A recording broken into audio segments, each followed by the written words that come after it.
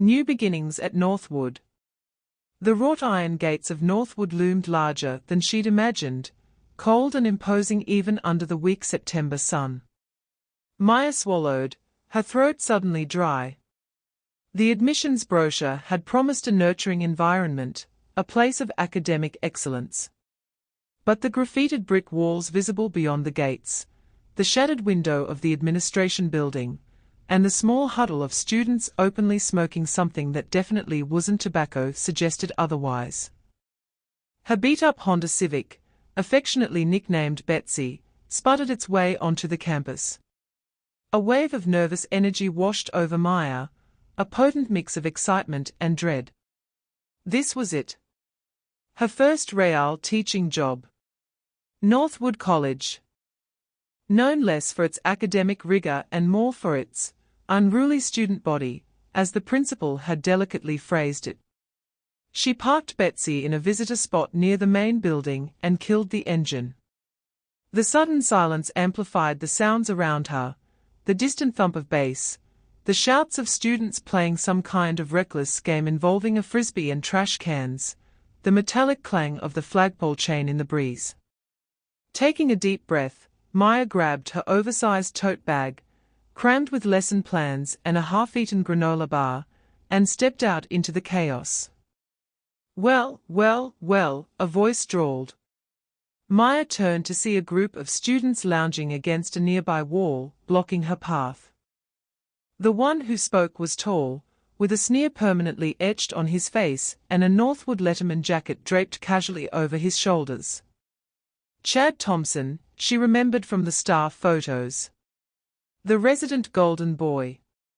And, judging by the look in his eyes, the resident bully. He pushed himself off the wall, swaggering closer. His two companions, a hulking guy with a shaved head and a wiry girl with too much eyeliner, flanked him like bodyguards. Looks like we got ourselves a new arrival, Chad continued, his voice dripping with mock sweetness. Fresh meat for the Northwood grinder. He scanned her up and down, his gaze lingering a moment too long. Maya resisted the urge to fidget. "I'm Maya Johnson," she said, keeping her voice steady. "I'm the new English teacher." Chad chuckled, a harsh, unpleasant sound. "An English teacher? Here. You look like you should be in one of the classrooms, not teaching one." He nodded towards her tote bag. "What you got in there?" "Fairy tales." Maya's grip tightened on the bag's strap. "Lesson plans," she replied, her voice a little sharper this time. "And a granola bar." He smirked. "Feisty. I like that. Makes things more interesting." He took another step closer, invading her personal space. The scent of cheap cologne and something faintly alcoholic wafted from him. "Northwood can be a challenging place, Miss Johnson," he said, his voice low and menacing. "You gotta know who's in charge. And trust me, it ain't the teachers." He paused, letting his words hang in the air. Maya met his gaze, refusing to back down. His eyes, she noticed, weren't as confident as his posture suggested. There was a flicker of something else there, something unsure. Chad seemed to register her defiance. His smirk faltered, just for a fraction of a second. He recovered quickly, though, straightening his shoulders and puffing out his chest. "Just a friendly word of advice," he said, stepping back. "Don't say I didn't warn you." He nodded to his companions, and they sauntered off, leaving Maya standing alone in the parking lot, the weight of Northwood College pressing down on her. She watched them go, a knot forming in her stomach. This wasn't going to be easy. But she hadn't come this far to be intimidated by a spoiled rich kid and his cronies. She adjusted her tote bag, took another deep breath, and headed towards the main building. The granola bar suddenly seemed a lot less appealing. The pranks begin. The bell hadn't even cut off when Maya realized her beloved was gone. It had been centered on her desk, A silent sentinel beside her detailed lesson plan. Now, just air. A frigid knot of anxiety tightened in her stomach. She rummaged through her tote, a frantic double-check yielding nothing. Chad Thompson, slouched against the back wall as usual, observed her with poorly disguised glee. His normally bright, charming eyes were now sharp, like chips of flint. "Something amiss, Teach," he drawled, the question saturated with mocking sweetness. Maya plastered on a smile. "Just misplaced my book." "No problem." A quick search of the supply closet brought only the musty odor of aged paper and disappointment. Doubt began to gnaw. Was she already losing her grip? She launched into the lesson, lecturing from memory, a wobbly, improvised performance. The words felt insubstantial, adrift. She could practically feel Chad's gaze, a physical pressure at the base of her neck. He remained silent, disturbingly so. No snide remarks, no artful disruptions. Just watchful intensity, like a hawk assessing its target. The lunch bell finally released her. Relief washed over Maya as the students bolted for the door. She sank into her chair, needing a moment to regroup before facing the cafeteria cacophony. A jolt of acute pain seared through her backside. She sprang up with a gasp to find 3 polished silver tacks glinting in the seat cushion, points piercing upward. A wave of scorching anger surged through her. This wasn't childish mischief, it was a calculated act of humiliation. She yanked them out, the cheap material snagging and tearing. Her hands trembled as she stomped toward the principal's office. Mr. Harrison listened with an even expression as she described the missing novel and the treacherous tacks. "Chad Thompson, you say," he mused, stroking his jaw. "He's typically a model student." Maya tamped down a sharp reply about favored students and double standards. "Someone is actively trying to sabotage my classroom, Mr. Harrison. I need your backing to establish a secure and civil learning space." He sighed heavily. "I'll speak with Chad. But Maya, remember you knew. These things sometimes just fade away. Try not to let it affect you." Back in her classroom, Maya paused before the afternoon onslaught. She closed her eyes and visualized a precise kata, a graceful dance of power and control. She refused to be cowed. She refused to surrender. She would teach her class, and she would teach it well. The bell sliced through the silence. The students streamed in. Chad swaggered in last, a thin, self-satisfied smile curling his lips. Maya met his challenge, her face a mask of composure. She walked directly to her chair, swept her hand across the seat, and Saturday. Deliberately. Without the slightest tremor. "All right, class," she began, her voice ringing with confidence. "Let's begin. Winning over the class." The first period bell hadn't even finished its shrill cry when Maya felt the familiar sting prick her palms. She glanced down. Tacks. Scattered strategically across the seat of her chair. A wave of heat flushed her face, but she refused to let it show. Taking a deep breath, she plucked one from the worn fabric, holding it up for the class to see. "Well, this is certainly sharp thinking," she said, her voice laced with a wry amusement she hadn't known she possessed. A ripple of nervous laughter spread through the room. Even Chad, slouched in the back row, seemed momentarily taken aback. "I appreciate the point," she continued, tossing the tack lightly into the wastepaper basket. "But I assure you, I'm already quite awake. Coffee helped with that." She proceeded to meticulously clear the remaining tacks, her movements deliberate, almost theatrical.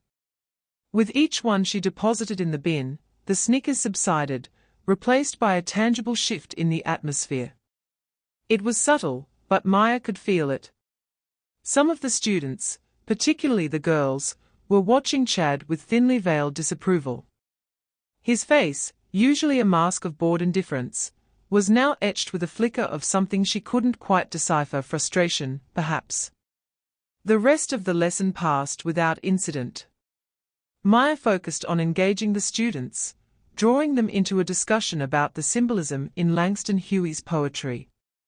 She noticed Sarah, a shy girl who always sat hunched over her desk, struggling with a particular stanza. After class, Maya approached her. "That poem's a tough one," Maya said gently. "Anything I can help with?" Sarah mumbled something about not understanding the metaphors. Maya pulled up a chair and sat beside her, patiently explaining the layers of meaning, drawing parallels to Sarah's own experiences.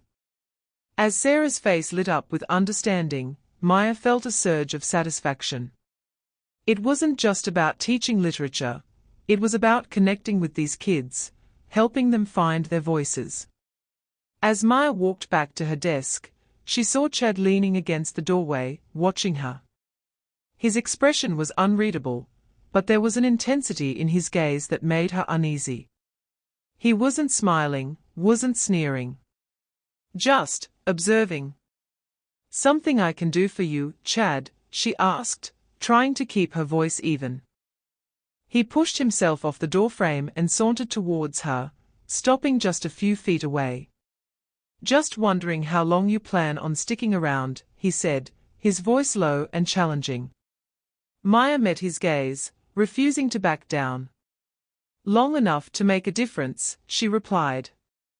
He smirked, a flash of white teeth against his tanned skin. "We'll see about that."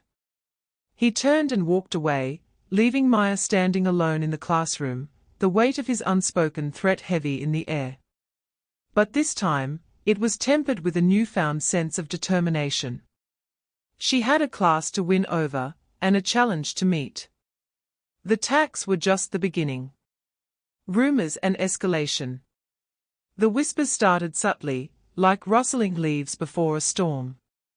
Maya noticed it first in the cafeteria. Heads would swivel her way as she passed, hushed conversations dying mid-sentence. At first, she dismissed it as new teacher jitters amplifying harmless curiosity. But then came the pointed stares, the stifled giggles, and the unmistakable chill in the air. Chad Thompson, predictably, was at the epicenter. He leaned against the lockers near the entrance of her classroom, a pack of his cronies orbiting him like metal shavings around a magnet. He wasn't looking at her directly, but Maya felt his gaze like a physical weight. His lips moved, words inaudible, but the smirks and nods of his followers were anything but ambiguous. The rumors, she soon learned, were elaborate and cruel. One painted her as a radical activist, indoctrinating students with dangerous ideologies. Another claimed she'd been fired from her previous school for inappropriate conduct with a student. The most insidious whispered about her academic credentials, suggesting she'd somehow cheated her way into the teaching position. They were all lies, viciously crafted to undermine her credibility and isolate her. The classroom atmosphere curdled. Students who had initially been engaged and enthusiastic now met her lessons with stony silence or thinly veiled hostility. Questions dried up. Eye contact became a rarity. Even the simple act of grading papers felt like navigating a minefield. During a lesson on Shakespeare, a crumpled paper airplane landed on her desk. Unfolding it, she found a single, crudely drawn caricature of herself with exaggerated features, and the word fraud scrawled beneath. Her face flushed, a knot tightening in her stomach. She crumpled the paper and tossed it in the trash, forcing herself to maintain composure. After class, she found Mrs. Davison, the kindly librarian, waiting for her. "Maya, dear," she said, her voice laced with concern, "are you all right? There's been a lot of talk." Mrs. Davison's usual warmth was replaced by a guarded hesitancy. Maya managed a weak smile. "Rumors, I presume." Unpleasant ones, Mrs. Davison confirmed, her eyes filled with sympathy. I wouldn't normally, but I overheard Chad Thompson bragging about exposing the truth about you. The pieces clicked into place. Chad wasn't just a disgruntled student, he was actively orchestrating a campaign against her. The realization sent a shiver down her spine, but beneath the fear, a spark of defiance ignited. He wanted to break her, to drive her out. But Maya Johnson wasn't going anywhere. She had faced bigger challenges than a spoiled bully and his pack of wolves. This was just the beginning. Focus on teaching. The whispers followed Maya like gnats. She heard snippets in the hallways, saw sidelong glances in the cafeteria. Chad Thompson's campaign, whatever it was, had taken root. But she refused to let it bloom. Her students deserved better than a teacher consumed by paranoia. She needed a distraction, for them and for herself. All right, everyone, Maya announced on Friday morning, clapping her hands together. Textbook scavenger hunt. We are taking our lesson on symbolism outside. A collective groan rippled through the room. Maya smiled, unfazed. Trust me, it'll be fun. I've hidden excerpts from our assigned readings all over the courtyard. Each excerpt focuses on a different symbol. Find them, analyze them, and the first team to correctly identify all the symbols wins extra credit. The groans transformed into murmurs of excited speculation. Even some of the more reticent students were on their feet, grabbing notebooks and pens. Maya watched them spill out into the sun-drenched courtyard, a wave of teenage energy. The air, thick with the scent of freshly cut grass and blooming jasmine, felt lighter already. While the rest of the students hunted, Maya noticed Sarah Jenkins hunched alone by the oak tree, staring blankly at her textbook. Sarah had been struggling since day one, her brow perpetually furrowed in confusion. Maya approached her gently. Hey Sarah, everything all right? Sarah flinched, startled. I don't get any of this, she mumbled, pushing a strand of hair behind her ear. The symbolism, the analysis, it's all just words. Let's break it down together, Maya said, settling down beside her. Tell me what you think this particular passage is about. For the next hour, Maya patiently guided Sarah through the text, asking questions, prompting her to think critically, and connecting the symbolism to real-world examples. Slowly, Sarah's face began to clear.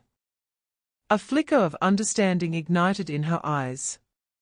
Oh, she exclaimed, a genuine smile breaking across her face. I think I get it now. That afternoon, Maya stayed late, tutoring 3 more students who were falling behind. She explained complex grammatical concepts using relatable analogies, patiently rephrasing explanations until the light bulb finally flickered on. The exhaustion was real, but so was the satisfaction. Chad Thompson watched from the shadows near the bike racks. He'd come to spray paint Johnson is a joke on the side of the building, fueled by a mix of boredom and a desire to impress his friends. But he paused, seeing Maya through the window. She was laughing with one of the students, pointing at something in a book. He couldn't hear what they were saying, but he could see the genuine warmth in her smile, the unguarded enthusiasm in her gestures. He saw the way the student's face lit up in response. He lowered the spray can, the venomous words suddenly feeling flat. Stupid. He'd expected her to crumble under the pressure, to shrink away and disappear. Instead, she was teaching. Really teaching. And, judging by the looks on those kids' faces, she was good at it.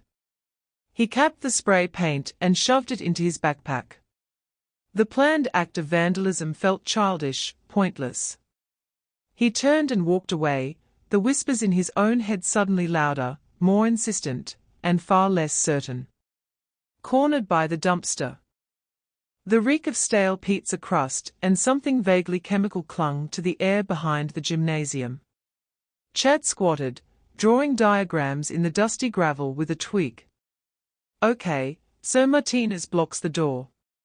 Johnson always cuts through here after late detention. Miller, you grab her bag. That'll slow her down. Miller, a kid whose own locker smelled suspiciously of old gym socks, snorted. Slow her down. She looks like she could bench press me. Just grab the bag, all right. Chad snapped, the twig breaking in his hand. He glanced at the gym doors, then back at the diagram. This had to be perfect. This was it. The grand finale of Operation Humiliate the Newbie. He'd seen her earlier, standing by the flagpole, a thin figure swallowed by the late afternoon shadows. She was talking to Mr. Henderson, head of maintenance, her brow furrowed, gesturing towards a patch of dead grass. Something about the way the setting sun caught the gold hoops in her ears, it had stopped him. Made him think twice. But he couldn't back down now. Not with Miller and Martinez breathing down his neck. She's gonna fight, Martinez grumbled, cracking his knuckles. That's the point, dumbass, Chad said, the familiar thrill of adrenaline beginning to pump. Makes it funnier. He stood up, kicking at the gravel. Positions. Now? Maya Johnson sighed, the weight of ungraded essays pressing down on her shoulders. Detention had run late, again. She cut through the back of the gym, the crunch of gravel a lonely soundtrack to her exhaustion. The aroma of the dumpster, a potent blend of decay, assaulted her nostrils. She pinched the bridge of her nose. Just a few more weeks until summer break. Suddenly, a figure materialized in front of her, blocking her path. Martinez. Too big, too close. Before she could react, Miller darted in from the side, snatching her tote bag. The force of the tug nearly threw her off balance. What the hell, she managed, her voice tight. Chad stepped out of the shadows, a smirk plastered on his face. He looked bigger than she remembered. Welcome to Northwood, Miss Johnson. Hope you're enjoying your stay. Her pulse quickened, but she forced herself to remain calm. Give me back my bag, Chad.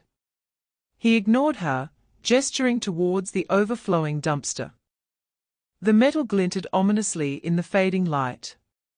We thought you might enjoy a closer look at our school's finer amenities. Her gaze flicked between Chad and the dumpster. He wouldn't. Would he?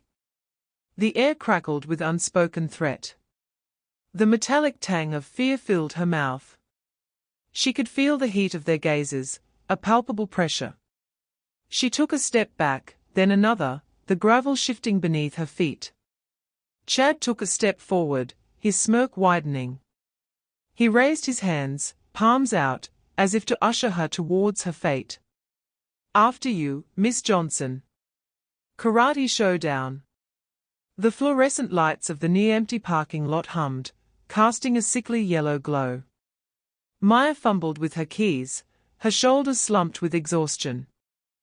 The staff meeting had dragged on, and the principal's endless pronouncements on synergy and proactive engagement had chipped away at her remaining patience. She just wanted to go home, soak in a hot bath, and forget about lesson planning for one blessed evening. A shadow fell across her path. Chad. He'd been lurking near the dumpster all afternoon. Vandalism, she'd assumed, tagging the brick wall again. Now he stood between her and her car, a smirk playing on his lips. Hey, Teach, he drawled, the word dripping with mock respect. Two other guys, she recognized them as part of Chad's usual crew, materialized from the shadows near the dumpster. Her stomach clenched. This wasn't about graffiti. He took a step closer, reaching for her arm. We were just thinking you needed a little help relaxing after a long day. Maya's breath hitched. She'd felt the shift in Chad earlier, the way his gaze lingered, not with malice, but something else. Now, seeing the predatory gleam in his eyes, the fear solidified. She pulled back sharply. "Chad," she said, her voice low and steady, "don't." He ignored her. His fingers brushed her sleeve, and she recoiled. "Come on, Miss Johnson. Don't be like that." Her hand tightened on her keychain, the jagged edges digging into her palm. The fear morphed into a cold, hard resolve. She wouldn't be a victim. Not here. Not now. "I said, don't." Her voice gained an edge, sharper, more dangerous. Her posture shifted subtly, her weight evenly distributed, feet shoulder-width apart. Chad chuckled, a nervous sound that didn't quite reach his eyes. He lunged, grabbing for her wrist.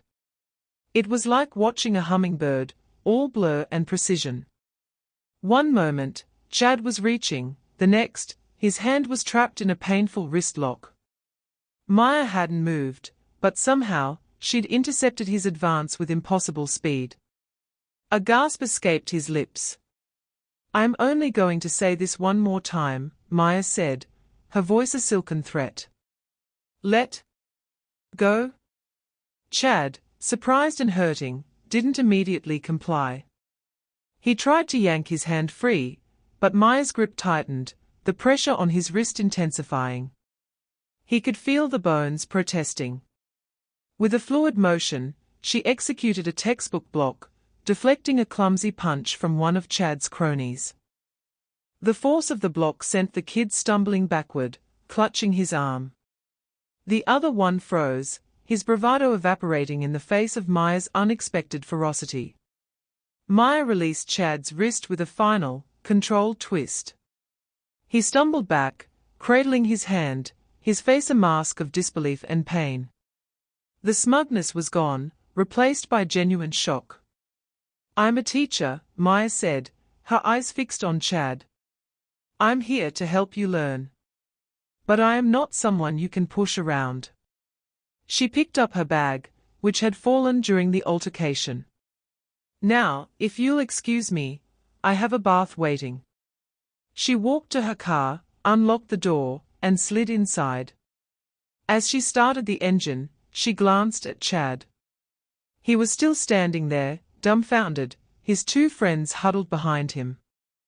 For a fleeting moment, she saw something flicker in his eyes, not just fear, but also a grudging respect. Humiliation and cheers. The can of spray paint, a cold weight in Chad's pocket, held a promise of bedlam he now questioned. He'd seen Ms. Johnson dismiss the period, her posture reflecting the exhaustion that followed his punishing football drills. There was something about her, not fragility, exactly, but a guardedness, an awareness of battles fought.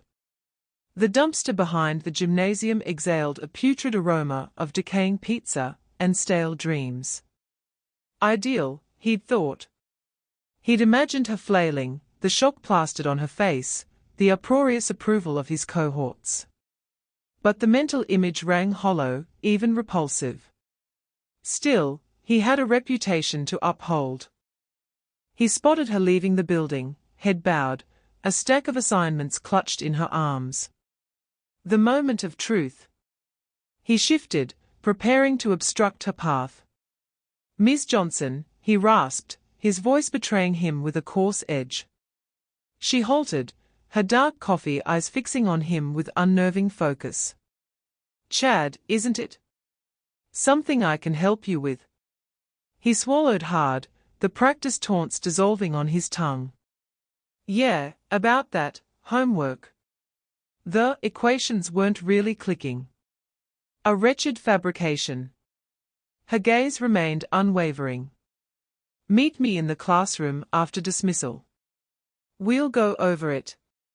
He shuffled his sneakers. "Okay. But, you should know, some of the guys."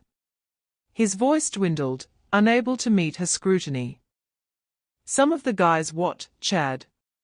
Her tone, soft yet laced with an indiscernible current, disarmed him. He straightened, attempting a veneer of defiance. They think you're incapable. They think you lack strength. The words sounded wretched, callous and vacant. A spark was it anger? Ignited in her gaze, then vanished without a trace. Is that what you believe, Chad? He faltered. I don't know. That was his undoing. That sliver of doubt. With a speed he barely registered, she closed the distance. A hand lashed out, clamping onto his wrist with surprising firmness. The other blurred, connecting with his shoulder in a calculated jab. He lurched backwards, totally unbalanced. His equilibrium shattered. He flailed, desperate for purchase, but it was too late. He crashed down with a sickening crunch, enveloped in the miasma of rotting refuse and forgotten athletic socks. Discarded food containers ruptured, their contents cascading around him, spent coffee grounds, overripe fruit, a sandwich teeming with ants. A moment of stunned silence hung in the air. Then, a wave of nervous giggles. And then, a roar. Jubilant, unrestrained shouts exploded from the cluster of students who had gathered to witness the anticipated takedown. Except, it wasn't Ms. Johnson coated in filth. Chad lay there, utterly humiliated, the reek of the dumpster clinging to him like a shroud. The cheers intensified, now seasoned with something else, vindication. They weren't chanting his name. Ms. Johnson stood at the edge of the bin, her face an enigma. She remained silent. No explanation was necessary. He hauled himself upright, ignoring the jeers and catcalls. The spray paint compressed into his thigh, a stinging reminder of his failed scheme. He retrieved it, stared at it, then flung it back into the trash. He retreated, alone, the roaring applause pursuing him, an anthem to his disgrace. The shame stung deeper than any coat of paint. A new Northwood. The digital wildfire started before sunrise. A grainy photo of Maya, struggling against unseen hands near the dumpster, was making the rounds on Northwood's student forum, captioned with a string of laughing emojis and a crude racial slur. By mid-morning, the image had metastasized across every social media platform, prompting outrage from alumni and whispers of lawsuits from the administration. The planned dumpster day was officially cancelled, replaced by a tense, watchful atmosphere. Maya felt the weight of it all as she walked across campus, the stares more pronounced, the whispers sharper. She'd slept fitfully, replaying the near miss in her mind, the adrenaline leaving her shaky and hollow. The scent of old coffee clung to her, a reminder of the late-night grading sessions now tinged with fear. She was unlocking her office door when she heard him. Ms. Johnson. Wait. Chad Thompson. He looked smaller. The cocky swagger was gone, replaced by a fidgety unease. He kept glancing at the ground, his hands shoved deep into his pockets. I wanted to apologize, he mumbled, the words barely audible above the rustle of leaves in the quad. For everything. The dumpster thing. The photo. It was supposed to be a joke, but he trailed off, unable to meet her eyes. Maya studied him, searching for any hint of malice. There was only shame, raw and uncomfortable. It wasn't a joke, Chad. It was assault. And it was racist. He flinched. I know. And I'm sorry. Truly. I was stupid. I let things get out of hand. She sighed. The exhaustion was a heavy blanket. Why? Why did you do it? He hesitated. Everyone expects me to. My dad went here. He was kind of a legend. Pranks, parties, the whole thing. I felt like I had to live up to it. Maya leaned against her office door, considering his words. It was a pathetic excuse, but an excuse nonetheless. You don't have to live up to anyone's expectations but your own, Chad. And right now, you're not meeting them. She saw a flicker of something in his eyes, the spark of defiance, perhaps, or maybe just a glimmer of hope. What can I do? Maya pushed herself off the door. Use your influence for good. Speak out against the people who are spreading this hate. Show them that this isn't who Northwood is. He nodded slowly, the wheels visibly turning. Okay, I will. And he did. It started small. Chad used his social media accounts to condemn the racist posts, calling out the students who had shared them. He organized a campus cleanup, inviting students to volunteer and demonstrate their commitment to a respectful environment. He even persuaded his father, a prominent Northwood alumnus, to issue a statement denouncing the incident and reaffirming the college's commitment to diversity. It wasn't an instant transformation. There were still whispers, still lingering prejudices. But slowly, subtly, Northwood began to shift. Students started challenging racist jokes, professors incorporated more diverse perspectives into their curricula, and the administration implemented stricter policies against harassment. The scent of simmering resentment began to fade, replaced by the fresher, cleaner aroma of genuine progress. Maya, though still wary, felt a fragile tendril of hope unfurl within her. Perhaps, just perhaps, Northwood could become a place where everyone belonged.